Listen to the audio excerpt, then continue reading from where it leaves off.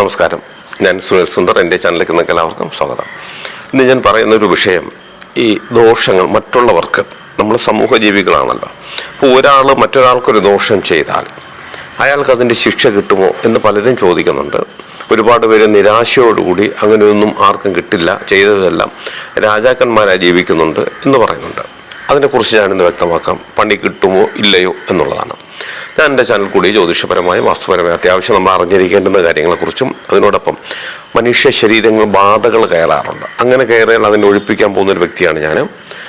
ബാധകളെക്കുറിച്ചുള്ള അധികമായിട്ടുള്ള അറിവുകൾ, എങ്ങനെയാണ് ബാധ നമ്മളിലേക്ക് വരുന്നത്, ബാധ ഉണ്ടോ, ഉണ്ടെങ്കിൽ അതെങ്ങനെ നമ്മളിലേക്ക് വരുന്നു, നമ്മളിലേക്ക് വന്നു കഴിഞ്ഞാൽ എന്തൊക്കെയാണ് നമുക്കത് ബുദ്ധിമുട്ടുണ്ടാക്കുന്നത്, എങ്ങനെ അതിൽ നിന്നും രക്ഷപ്പെടാം, ഇങ്ങനെയുള്ള ഒരുപാട് കാര്യങ്ങൾ ഞാൻ പോയി ചെയ്തിട്ടുള്ള അനുഭവങ്ങൾ കഥാരൂപേണ ഞാൻ എൻ്റെ ചാനൽ കൂടി അവതരിപ്പിക്കുന്നുണ്ട്. ഒരു കാര്യം കൂടി, നിങ്ങൾക്ക് ജ്യോതിഷപരമായ വാസ്തുപരമായ എന്തെങ്കിലും കാര്യങ്ങൾ അറിയണം, അത് ഞാൻ പറഞ്ഞാൽ മതി എന്നുണ്ടെങ്കിൽ ഇപ്പോൾ ഈ സ്ക്രീനിൽ എഴുതി കാണിക്കുന്ന എൻ്റെ ഓഫീസിലെ ഓൺലൈൻ ബുക്കിംഗ് നമ്പറാണിത്. ഈ നമ്പറിലേക്ക് നിങ്ങൾ വിളിച്ചോളൂ. ഒന്ന് രണ്ട് ചെറിയ കാര്യങ്ങളുണ്ട്, അതനുസരിച്ചിട്ട് നിങ്ങളത് ബുക്ക് ചെയ്യണം. അങ്ങനെ ബുക്ക് ചെയ്താൽ നിങ്ങൾ ചോദിക്കുന്ന ജ്യോതിഷപരമോ വാസ്തുപരമോ കാര്യത്തിൻ്റെ മറുപടി ഒരാഴ്ചക്കുള്ളിൽ നിങ്ങൾക്ക് ഞാൻ വാട്സപ്പ് ചെയ്യാം. അത് കേട്ടിട്ട് നേരിട്ട് വിളിക്കാം, നമുക്ക് നേരിട്ട് സംസാരിക്കാം. ഇതിൻ്റെ ഓഫീസിൽ ഓൺലൈൻ ബുക്കിംഗ് നമ്പറാണെന്ന് പറഞ്ഞു. ഇത് രാവിലെ 10 മുതൽ വൈകുന്നേരം 5:30 മണി വരെ ഇതിനകത്ത് നിങ്ങൾക്ക് വിളിക്കാം. അപ്പോൾ നമുക്ക് ഇന്നത്തെ വിഷയത്തിലേക്ക് കടക്കാം.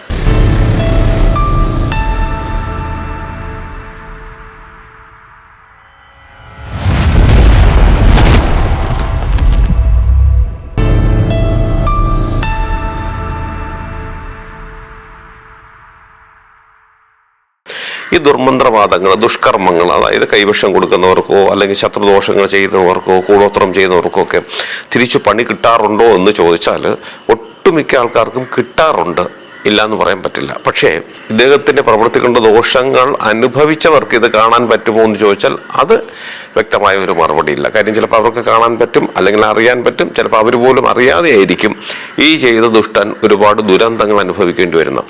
അങ്ങനെയുള്ള ഒരാളിനെ കുറിച്ചാണ് ഇന്ന് ഞാൻ പറയുന്നത്. അതായത് ഞാൻ ഒരുപാട് ക്ഷേത്രത്തിൽ തന്ത്രസ്ഥാനം വഹിച്ചിരുന്ന ആളാണ്. ഞാൻ തിരുവനന്തപുരം ജില്ലയിലാണ്. മറ്റൊരു ജില്ലയിൽ എനിക്കൊരു ക്ഷേത്രം ഉണ്ടായിരുന്നു. അപ്പോൾ മാസത്തിൽ ഒരു ദിവസം ഞാൻ അവിടെ പൂജയ്ക്ക് ചെല്ലും. ഒരു നിർബന്ധമായിരുന്നു അവർക്ക് ചെല്ലണം. അത് എത്ര രൂപയിൽ അവർ തരും. അത് എൻ്റെ ഒരുപാട് ആൾക്കാർ വരുന്ന ക്ഷേത്രമാണ്. അങ്ങനെ തന്ത്രി എന്നുള്ള നിലയ്ക്ക് മാസത്തിൽ ഒരു ദിവസം ഞാൻ ആ ക്ഷേത്രത്തിൽ പോയി കാര്യങ്ങളൊക്കെ ഒന്ന് അന്വേഷിക്കാറുണ്ട്. അപ്പോൾ അവിടെ ചെല്ലുമ്പോൾ അവിടെ ഈ തുള്ളി അനുഗ്രഹിച്ച് കാര്യങ്ങൾ പറയുന്ന ഒരു വ്യക്തിയുണ്ട്. അപ്പം ഈ പുള്ളി രാവിലെ തൊട്ട് ഞാൻ അവിടെ കാണും. ഒരു രാവിലത്തെ നിവേദ്യം ഊട്ടൊക്കെ അങ്ങോട്ട് കഴിഞ്ഞു കഴിഞ്ഞാൽ ഇദ്ദേഹം പെട്ടെന്ന് തുള്ളും. അപ്പോൾ ഒരുപാട് ഭക്തജനങ്ങളുണ്ട് അവിടെ. തുള്ളിക്കഴിഞ്ഞാൽ ഓരോരുത്തരായിട്ട് വിളിച്ചിട്ട് അവരുടെ കാര്യങ്ങൾ ചോദിക്കുന്നു, പറയുന്നത് പ്രശ്നം. ജ്യോതിഷം എന്ന് പറയുന്നത് ഇദ്ദേഹം തുള്ളി ശരീര ദേവി വരുന്നു എന്നുള്ളൊരു ധാരണ അതിൽ വെച്ചിട്ട് തുള്ളി പല കാര്യങ്ങൾ പറയുന്നു. അതിനുള്ള പരിഹാരങ്ങളും അദ്ദേഹം ചെയ്തു കൊടുക്കുന്നു. പരിഹാരങ്ങൾ ചെയ്യുന്നത് രാത്രി നട അടച്ചതിന് ശേഷം ക്ഷേത്രത്തിൻ്റെ പുറത്തൊരു സ്പേസ് ഉണ്ട്, അവിടെ വെച്ചിട്ടാണ് ഇയാൾ പരിഹാരം ചെയ്യുന്നത്. അപ്പം ഇദ്ദേഹം ചെയ്യുന്ന പരിഹാരങ്ങളെന്ന് വെച്ചാൽ ഒരാളൊരു നല്ല കാര്യം എന്ന് പറഞ്ഞാൽ അദ്ദേഹം അത് ചെയ്തു കൊടുക്കാറില്ല. അതായത് ഒരു ജോലി കിട്ടാൻ, ഒരു വിവാഹം നടക്കാൻ, അല്ലെങ്കിൽ കഷ്ടപ്പാടുകളുണ്ട്, ബിസിനസ് തകരുന്നു, അങ്ങനെയുള്ള കാര്യങ്ങളൊന്നുമല്ല. ഇദ്ദേഹം ചെയ്തു കൊടുക്കുന്നത് ഈ ഒരാളെ എങ്ങനെ നശിപ്പിക്കാം, ശത്രുത വർദ്ധിപ്പിക്കുക. അല്ലെങ്കിൽ ഒരു പാർട്ടി എന്ന് പറയുന്നത് എൻ്റെ വീട്ടിനടുത്ത് ഒരാളുണ്ട്, അവൻ എനിക്കും എൻ്റെ കുടുംബത്തിൻ്റെ ഒരു ശല്യമാണ്, അവനെ എങ്ങനെയെങ്കിലും അവൻ്റെ കയ്യും കാലം ഒടിച്ചു തരണം, ഇങ്ങനെയുള്ള കാര്യങ്ങൾ. ദമ്പതിമാരെ തമ്മിൽ പിരിച്ചു കളയുക. ഒരാൾ വന്ന് അയാൾക്കൊരു കാമുകിയുണ്ട് അല്ലെങ്കിൽ ഒരു കാമുകനുണ്ട്, അത് മറ്റൊരാളിൻ്റെ ഭാര്യയാണ്, ഭർത്താവാണ് എന്നൊക്കെ പറഞ്ഞാൽ പോലും അദ്ദേഹം അതൊക്കെ സാധിച്ചു കൊടുക്കുന്നു. പക്ഷേ ഇതിനകത്ത് എനിക്ക് അത്ഭുതം തോന്നിയ ഒരു കാര്യം, ഇദ്ദേഹം ചെയ്തു കൊടുക്കുന്ന എല്ലാ പ്രവൃത്തികളും വിജയിക്കുന്നുണ്ട്. ഒരു 100 ചെയ്താൽ അതൊരു 85 അത് വിജയം തന്നെയാണ്. നമ്മളെ കൊണ്ടുപോലും നടക്കാത്ത ചില കാര്യങ്ങൾ. ഞങ്ങളാരും ഇതേ കണക്കുള്ള കാര്യങ്ങൾ ചെയ്യാറില്ല. പക്ഷേ ഇദ്ദേഹം ഇങ്ങനെയുള്ള കാര്യങ്ങൾ പരസ്പരം മനുഷ്യന് ശത്രുത ഉണ്ടാക്കുന്ന, അതായത് ഒരാൾക്ക് വേണ്ടി കാശ് വാങ്ങിച്ചുകൊണ്ട് മറ്റൊരാളെ തീർത്തും നശിപ്പിച്ച് കളയുന്നത് ഞാൻ ഒരുപാട് അറിഞ്ഞിട്ടുണ്ട് അതിനകത്ത്. കാരണം നന്നായി ജീവിച്ചിരുന്ന പലരെയും സാമ്പത്തികമായിട്ട് ഇദ്ദേഹം മറ്റ് എതിരാളിയിൽ നിന്ന് കാശ് വാങ്ങിച്ചിട്ട് അയാളെ സാമ്പത്തികമായി തകർക്കുക, അങ്ങയുടെ ബിസിനസ്സിനെ തകർക്കുക, ജോലി ഇല്ലാതാക്കുക, രോഗങ്ങൾ കൊണ്ടുവരിക, ദമ്പതിമാരെ തമ്മിൽ അടിച്ച് പിരിയിപ്പിക്കുക, പോകുന്ന വഴിക്ക് അപകടങ്ങൾ സംഭവിക്കുക, ഭ്രാന്ത് വരെ പിടിപ്പിച്ചിട്ടുള്ള ആൾക്കാരുണ്ട്. ശരിക്കും ഇയാളെ എനിക്കും ഒരു പേടിയുണ്ടായിരുന്നു, അത്രയേറെ. അയാളുടെ ഒരു രാത്രി നടയൊക്കെ അടച്ചതിന് ശേഷം ഈ നമ്മുടെ ക്ഷേത്രത്തിൻ്റെ മതിലിന് പുറത്ത് വെച്ചിട്ടാണ് ഇങ്ങനെയുള്ള കാര്യങ്ങൾ എന്തൊക്കെയാണ് ചെയ്തു കൂട്ടുന്നത് അറിയില്ല. കണ്ടാൽ തന്നെ നമുക്ക് ഒരു ഭയം ഉള്ളിലുണ്ടാകും. ആ വിധത്തിൽ ചെയ്യുന്നു, അതിൻ്റെ റിസൾട്ടും കിട്ടുന്നു എന്നുള്ളതാണ്. അപ്പം ഒരു ദിവസം ഞാൻ അയാളോട്ട് സൗഹൃദമായിട്ടൊക്കെ സംസാരിക്കുന്ന സമയത്ത് ഞാൻ പറഞ്ഞിട്ടുണ്ട് ഇങ്ങനെയൊക്കെ ചെയ്യാൻ പാടുണ്ട്, അത് നമുക്ക് ബുദ്ധിമുട്ടല്ലേ. അപ്പം പുള്ളിയുടെ മറുപടി എന്ന് വെച്ചാൽ, ഇതെനിക്ക് ദൈവം തന്ന വരമാണ്, എനിക്ക് കാശുണ്ടാക്കാൻ, എൻ്റെ കുടുംബത്തിനെ ജീവിക്കാൻ വേണ്ടി എനിക്ക് ദൈവം തന്നൊരു വരമാണ്, ഞാനത് നടത്തും, അത് നടത്തണം എനിക്ക്, അല്ലാതെ എനിക്ക് മറ്റൊരു തൊഴിൽ അറിയില്ല എന്നുള്ളതാണ്. അപ്പം ഞാൻ പിന്നെ അദ്ദേഹത്തിനോടൊന്നും പറഞ്ഞില്ല. അപ്പോൾ ഞാൻ മനസ്സിൽ ചിന്തിച്ചു, ഇതൊരു തൊഴിലാണോ? ആ മനുഷ്യനെ സ്നേഹമായി കഴിയുന്ന, അല്ലെങ്കിൽ പോട്ടെ, രണ്ടുപേർ തമ്മിൽ ചെറിയൊരു വൈശ്വവൈരാഗ്യമുണ്ട്, അത് അവർ തീർത്തോട്ടെ, നമുക്ക് അവരെ കേസ് കൊടുക്കുകയോ പോലീസിനെ കൊണ്ടുവരികയോ കോടതി കയറ്റുകയോ ചെയ്യട്ടെ, അത് അവർ തമ്മിലുള്ള വിഷയം. പക്ഷേ നമ്മൾ നിന്നുകൊണ്ട് അവരുടെ ഐശ്വര്യത്തെ, ദൈവം കൊടുത്ത ഭാഗ്യത്തെ നമ്മൾ നശിപ്പിക്കുക എന്ന് പറഞ്ഞാൽ അത് ദൈവത്തിനെതിരായ ഒരു പ്രവൃത്തിയായിട്ട് എനിക്ക് കാണാൻ പറ്റുന്നുള്ളൂ. കാരണം ഒരാളെ നന്നാക്കുന്നത് ദൈവമാണ്. ദൈവത്തിൻ്റെ കൃപാകടാക്ഷങ്ങളില്ലാതെ ഒരിക്കലും നമുക്ക് നന്നാകാൻ പറ്റില്ല. അപ്പം ദൈവം ഒരാളെ നന്നാക്കുമ്പോൾ മറ്റൊരാൾക്ക് വേണ്ടി ആ ഭാഗ്യങ്ങളെ തല്ലിക്കെടുത്തുവാൻ നമ്മൾ തയ്യാറായാൽ അപ്പോൾ നമ്മൾ ദൈവത്തിനെതിരാണ്. ഇതെൻ്റെ മനസ്സിലുണ്ടായിരുന്നു, ഞാൻ അയാളോടൊന്നും പറഞ്ഞില്ല.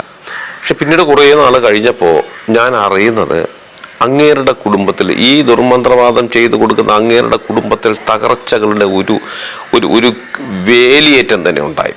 അങ്ങേരുടെ ഭാര്യ, അയാൾ വലിയ പ്രായമൊന്നുമില്ലാത്ത ഒരാളാണ്, അയാളുടെ ഭാര്യയും ചെറുപ്പക്കാരിയാണ്. ചെറുപ്പക്കാരി എന്നല്ല, അന്ന് അവർക്ക് 45 വയസ്സെന്തോ പ്രായം വരുമെന്ന് തോന്നുന്നു. അവർ ഒരുത്തൻ്റെ കൂടെ ഇറങ്ങിപ്പോയി, പ്രേമിച്ച് കളഞ്ഞു. ഇയാൾ ഈ ഭാര്യയും ഭർത്താവായിട്ട് ജീവിക്കുമ്പോൾ അതിൽ ഒരു ഭർത്താവ് വന്നിട്ട് ഇയാളോട് പറയുന്നത്, മറ്റൊരാളുടെ ഭാര്യ എനിക്ക് ഇഷ്ടമാണ്, അത് നേടിത്തരണമെന്ന് പറഞ്ഞാൽ ഇയാൾ അത് നേടിക്കൊടുക്കാറുണ്ട്. അതുപോലെ തിരിച്ചും അത് തന്നെ അയാൾക്കും സംഭവിച്ചു. അയാളുടെ ഭാര്യ മറ്റൊരുത്തിൻ്റെ കൂടെ ഇറങ്ങി പോയി, അത് കൊണ്ടുപോയി വീട്ടിൽ തേങ്ങ വെട്ടാനോ അങ്ങനെ എന്തോ ഒരു പുറം പണിക്കൊക്കെ അടുത്തുള്ള വീടുകൾ വരുന്ന ഒരുത്തിൻ്റെ കൂടെയാണ് അവൻ്റെ കൂടെ പോയി. അയാളുടെ മകള്, ഒരു മകനും ഒരു മകളുമാണ്, മകള് ഒരു അന്യമതക്കാരൻ്റെ കൂടെ ഇറങ്ങിപ്പോയി. ഇത് രണ്ടും കൂടിയായപ്പോൾ അങ്ങനെ തകർന്നു, മാനസികമായിട്ട് തകർന്നു. പിന്നെ ഈ പണിയൊക്കെ അങ്ങനെ നിർത്തി. അമ്പലത്തിൽ വന്ന് തൊഴുതു നിൽക്കും, പലപ്പോഴും അങ്ങനെ കണ്ണിൽ നിന്ന് കണ്ണീര് വരുന്ന ഞാനും കണ്ടിട്ടുണ്ട്. പക്ഷെ ഇതുപോലുള്ള കാര്യങ്ങൾ പിന്നെ തുള്ളാനോ ആടാനോ ദുർമന്ത്രവാദം ചെയ്യാനോ ഒന്നും തയ്യാറായില്ല. പക്ഷെ അങ്ങേരുടെ ആ ക്ഷേത്രത്തിൽ വന്നു നിന്നുള്ള കണ്ണുനീര് അത് ദൈവം കേട്ടില്ല. ആദ്യം ഭാര്യ ഒരു പുറംപണിക്കാരൻ്റെ കൂടെ ഇറങ്ങിപ്പോയി, മകളൊരു അന്യമതക്കാരൻ്റെ കൂടെ പോയി. ഈ കരച്ചിൽ ഇങ്ങനെ തുടർന്നുകൊണ്ടിരുന്നു. എല്ലാ ദിവസവും ഇങ്ങനെ അവിടെ വരും, നിന്ന് കരയും. പക്ഷെ അതൊന്നും ദൈവം കേട്ടില്ല എന്ന് മനസ്സിലാക്കാൻ ഒരു കാര്യം, അങ്ങേർക്ക് പിന്നീട് അങ്ങേരുടെ കൂടെ അങ്ങേരുടെ വീട്ടിലുണ്ടായിരുന്ന ഒരു മകനാണ്. ആ മകൻ ഒരു ദിവസം ബൈക്ക് ആക്സിഡൻറ്റിൽ അവനും മരിച്ചു. പിന്നെ ഈ അവൻ മാത്രമായി, ഈ ദുർമന്ത്രവാദി മാത്രമായി. അപ്പോഴത്തേക്ക് അങ്ങേര് പിന്നീട് ഞാൻ 2-3 മാസത്തിന് ശേഷമാണ് പിന്നെ ഇങ്ങനെ ഞാൻ കാണുമ്പോഴത്തേക്ക് ഒരു പ്രാകൃതനായ ഒരു മനുഷ്യൻ, മറ്റേ രുദ്രാക്ഷം മതി പൊക്കുള്ളവരെത്തുന്ന വലിയ രുദ്രാക്ഷമൊക്കെ ഇട്ട് കാവ്യ കൊടുത്ത് നടന്ന മനുഷ്യൻ, ഒരു കള്ളി പേശയെ കൊടുത്ത് താടിയൊക്കെ വളർന്നങ്ങുന്ന മൊത്തം നരച്ച ആളതാണെന്ന് പോലും അറിയാൻ പറ്റാത്ത വിധത്തിലായിപ്പോയി. എപ്പോഴും കണ്ണിലും നനവ്. ഭാര്യ പോയി, മകള് പോയി, മകൻ ദുർമരണപ്പെട്ടു. കുറച്ച് അടുത്ത മാസം ഞാൻ ചെല്ലുന്ന പറയുന്നു ഇയാളെ ഹോസ്പിറ്റലിൽ അഡ്മിറ്റാണ്. കാര്യം ഷുഗർ കൂടി ഒരു കാലോ എന്തോ ആണ് മുറിച്ചു. 1-2 മാസത്തിന് ശേഷം അതും നഷ്ടപ്പെട്ടൊരവസ്ഥ. ഇപ്പോൾ ഞാനന്ന് അങ്ങനെ അവസാനം കാണുമ്പോൾ ഞങ്ങളൊക്കെ പോയിരുന്നു, കമ്മിറ്റിക്കാരെല്ലാം കൂടെ അങ്ങനെ വീട്ടിൽ പോയിരുന്നു. ഒരു തുള്ളി വെള്ളം എടുത്ത്, ഒരു ഗ്ലാസ് വെള്ളം എടുത്ത് കൊടുക്കാൻ ആരുമില്ല. എന്നാൽ ദൈവം അയാളുടെ ജീവൻ എടുത്താലും മതിയായിരുന്നു. പക്ഷെ ജീവനും എടുത്തിട്ടില്ല. അയാൾ ജീവിച്ചിരിക്കുന്ന ഒരു ശവമായി, എണീറ്റ് നടക്കാൻ പറ്റില്ല, കാല് മുറിച്ച് കളഞ്ഞു. എങ്ങനെ ജീവിക്കുമെന്ന് ചോദിച്ചാൽ അറിയില്ല. വരുമാനമൊക്കെ എല്ലാം തീർന്നു. കുറച്ച് സ്ഥലമുണ്ട്, അത് മാത്രമുണ്ട്. മറ്റ് പലരുടെയും ആശ്രയത്തിൽ അദ്ദേഹം ജീവിക്കുന്നതാണ് അവസാനം ഞാൻ കാണുന്നത്. മരിക്കുന്നതിന് മുമ്പ് മരിച്ചോന്ന് എനിക്കറിയില്ല. ഇതാണ് അവസ്ഥ. അപ്പോൾ അയാൾ അനുഭവിച്ച് തീർത്തത്, അയാൾ പല കുടുംബത്തിനും ഒരു അപരാധവും ചെയ്യാത്ത, ഒരു തെറ്റും ചെയ്യാത്ത പല കുടുംബത്തിനും വേണ്ടിയിട്ട് മറ്റു പലരുടെയും പ്രേരണ കൊണ്ട് കാശ് വാങ്ങിച്ചിട്ട് അങ്ങേർക്ക് അറിയാവുന്ന വിദ്യയെ ഒരു ദോഷകരമായ ഒരവസ്ഥ, മറ്റുള്ളവർക്ക് ഉപദ്രവമാകുന്ന അവസ്ഥയിലേക്ക് കാര്യങ്ങൾ നീക്കിയപ്പോൾ അങ്ങേരുടെ ജീവിതം തന്നെ ഇതേ കണക്കൊരു വൻ പരാജയത്തിലേക്ക് പോയി. മകൻ മരിച്ചിട്ട് മകള് വന്നു, ഭാര്യ പിന്നെ തിരിഞ്ഞു പോലും നോക്കിയിട്ടില്ല എന്നാണ് അറിവ്. അപ്പോൾ ഇന്നത്തെ ചോദ്യം ഇതായിരുന്നു, ഇതേ കണക്ക് ദുർമന്ത്രവാദങ്ങൾ ദുഷ്കർമ്മങ്ങൾ ചെയ്യുന്നവർക്ക് അതിനുള്ള ശിക്ഷ കിട്ടുമോ എന്ന് ചോദിച്ചാലും ചില ആൾക്കാർ അതിൻ്റെ ശിക്ഷ അവരെന്താണോ മറ്റുള്ളവർക്ക് വേണ്ടി ചെയ്തത് അതുപോലെ തന്നെ ഭൂമിയിൽ കിടന്ന് അനുഭവിച്ച് തീർക്കേണ്ടുന്നൊരു സാഹചര്യം. അപ്പം ഇദ്ദേഹം ഇങ്ങനെ കിടക്കുന്നത് ഞാൻ കണ്ടു, ഞങ്ങൾ പോയി കണ്ടു. പക്ഷെ അതിനുശേഷവും ഞാൻ അവിടെ പോയി പിന്നെ അയാളെ പോയി കാണാനൊരു മനസ്സ് എനിക്ക് വന്നില്ല. എന്ത് ചെയ്യാൻ പറ്റും? അയാളെ സഹായിക്കണമെന്നുണ്ട്. പക്ഷെ ദൈവം ശിക്ഷിച്ചിട്ടിരിക്കുന്ന ഒരാളാണ്. അയാളെ സഹായിക്കാൻ നമുക്കും മനസ്സ് വരുന്നില്ല. അറിവില്ലാത്ത ആരെങ്കിലും, കാര്യം ഇങ്ങനെയൊക്കെ ഉണ്ട് എന്ന് അറിയാത്ത ആരെങ്കിലും അയാളെ സഹായിക്കുന്നെങ്കിൽ സഹായിക്കട്ടെ എന്ന് ഞാനും വിചാരിച്ചു. പിന്നെ അയാളെ പോയി കാണാൻ എനിക്ക് മനസ്സ് വന്നില്ല. പോയി കണ്ടാൽ എന്താവും, നമുക്ക് എന്തെങ്കിലും മാനസികമായിട്ടൊരു വിഷമം വന്നു പോയാൽ എന്ത് ചെയ്യും? പക്ഷെ അയാളുടെ കാര്യത്തിൽ അങ്ങനെ ഒരു വിഷമം ഉണ്ടാകുന്ന ഒരു സാഹചര്യത്തിലേക്ക് പോകാൻ പോലും എനിക്കും മനസ്സില്ലായിരുന്നു. കാരണം അത്രയേറെ ദ്രോഹം മറ്റുള്ളവർക്ക് വേണ്ടി ചെയ്ത ഒരു വ്യക്തിയാണ് അദ്ദേഹം. പറയാതിരിക്കാൻ പറ്റുന്നില്ല. അപ്പം ഞാനിത് ഇന്നിപ്പോൾ പറഞ്ഞത് ഒരുപാട് പേര് ചോദിച്ചതാണ്. അപ്പം ഇദ്ദേഹം ഇങ്ങനെ പണി കൊടുത്ത് അല്ലെങ്കിൽ ദുർമന്ത്രവാദം ചെയ്ത് കൊടുത്ത് നശിച്ച പലരും ഇദ്ദേഹത്തിൻ്റെ ഈ അധപ്പതനം അല്ലെങ്കിൽ ഇദ്ദേഹത്തിൻ്റെ ഇന്നത്തെ ഈ ദുരവസ്ഥ അറിയുന്നുണ്ടോ എന്ന് ചോദിച്ചാൽ അതെനിക്ക് വ്യക്തമല്ല. ചില ആൾക്കാർക്ക് അറിയും, ചില ആൾക്കാർ അറിയില്ല. പക്ഷെ അവരിപ്പോഴും ചിന്തിക്കുന്ന ഇയാളിങ്ങനെ വലിയ ഒരു പുരോഹിതനെ പോലെ ക്ഷേത്രത്തിൽ വലിയ പദവിയിൽ ഇരിക്കുന്നുണ്ടെന്നായിരിക്കാം അവരുടെ ധാരണ. പക്ഷെ അല്ല. അദ്ദേഹം തീർത്തും അദ്ദേഹത്തിന് കിട്ടേണ്ടുന്ന എല്ലാ പണിയും വാങ്ങി അദ്ദേഹം ഒരു കാലില്ലാതെ തീർത്തും അവശനായി, ഒരു ഗ്ലാസ് വെള്ളം പോലും എടുത്തു കുടിക്കാൻ നിവൃത്തിയില്ലാതെ, ഒരു നേരത്തെ ആഹാരത്തിന് അധ്വാനിക്കാൻ നിവൃത്തിയില്ലാതെ ഒരേ കിടക്കുന്ന സാഹചര്യത്തിലേക്ക് പോയി എന്നുള്ളതാണ്. അപ്പം ഈ ഒരു അനുഭവം ഇത് നമുക്ക് എല്ലാവർക്കും ഉപകാരപ്രദമാകണം. നമ്മളെല്ലാവരും ഇത് അറിഞ്ഞിരിക്കണം. കാരണം ഒരു പണി അങ്ങോട്ട് കൊടുത്താൽ ചിലപ്പോൾ ഒരു 10 വർഷത്തിന് ശേഷമായിരിക്കാൻ അതൊരു 100 പണിയായി നമുക്ക് തന്നെ തിരിച്ചു വരുമെന്നുള്ളത് എല്ലാവരും മനസ്സിലാക്കുക. ഞാൻ ഈ പറഞ്ഞ കാര്യം നിങ്ങൾക്ക് എല്ലാവർക്കും ഉപകാരപ്രദമാകട്ടെ. നിങ്ങൾക്ക് ജ്യോതിഷപരമായ വാസ്തുപരമായ എന്തെങ്കിലും കാര്യങ്ങൾ അറിയണം, അത് ഞാൻ പറഞ്ഞാൽ മതി എന്നുണ്ടെങ്കിൽ ഇപ്പോൾ ഈ സ്ക്രീനിൽ എഴുതി കാണിക്കുന്ന എൻ്റെ ഓഫീസിലെ ഓൺലൈൻ ബുക്കിംഗ് നമ്പറാണ്. ഈ നമ്പറിലേക്ക് വിളിച്ചോളൂ. ഈ നമ്പർ രാവിലെ 10 മുതൽ വൈകുന്നേരം 5:30 മണി വരെ ഇതിനകത്ത് വിളിച്ചാൽ കിട്ടും. ഈ നമ്പറിൽ വിളിച്ചിട്ട് നിങ്ങൾ ബുക്ക് ചെയ്യണം. 1-2 ചെറിയ കാര്യങ്ങളുണ്ട്. അങ്ങനെ ബുക്ക് ചെയ്താൽ നിങ്ങൾ ചോദിക്കുന്ന ജ്യോതിഷപരമായ വാസ്തുപരമായ കാര്യത്തിൻ്റെ മറുപടി ഞാൻ നിങ്ങൾക്ക് തരാം. അത് കേട്ടിട്ട് നിങ്ങൾക്ക് എന്നെ തിരിച്ച് വിളിക്കുകയും ചെയ്യാം. അതുപോലെ നിങ്ങളുടെ ഭൂമിക്കോ നിങ്ങളുടെ വീടിനോ ഭൂമി ദോഷമോ വാസ്തുദോഷമോ എന്തെങ്കിലും പ്രേതബാധകളുടെ ദോഷങ്ങളുണ്ട്, അത് ഞാൻ അവിടെ വന്ന് കണ്ട് പരിശോധിച്ച് പരിഹരിക്കണമെന്നുണ്ടെങ്കിൽ നിങ്ങൾ ഈ നമ്പറിൽ തന്നെ വിളിച്ചാൽ മതി. അതിന് ഏത് ജില്ലയിലാണെങ്കിലും മറ്റൊരു സ്റ്റേറ്റിലാണെങ്കിലും സമയക്രമം അനുസരിച്ച് ഞാൻ അവിടെ വന്ന് കണ്ട് അത് പൂർണ്ണമായും അത് ഞാൻ നിങ്ങൾക്ക് മാറ്റിത്തരാം. അത് എന്നെ കാണാൻ നേരിട്ട് കാണാൻ ഒരുപാട് പേര് വരുന്നുണ്ട്. തിരുവനന്തപുരം ജില്ലയിലാണ് ഞാനുള്ളത്. അങ്ങനെ വരുന്നവരും ഈ നമ്പറിൽ വിളിച്ച് ബുക്ക് ചെയ്തതിന് ശേഷം മാത്രം വരാൻ ശ്രമിക്കുക.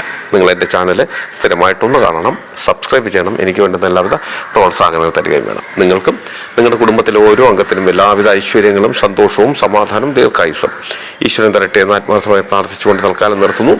അടുത്ത ഒരു വീഡിയോയുമേ കാണുന്നവരെ എല്ലാവർക്കും നന്ദി, നമസ്കാരം.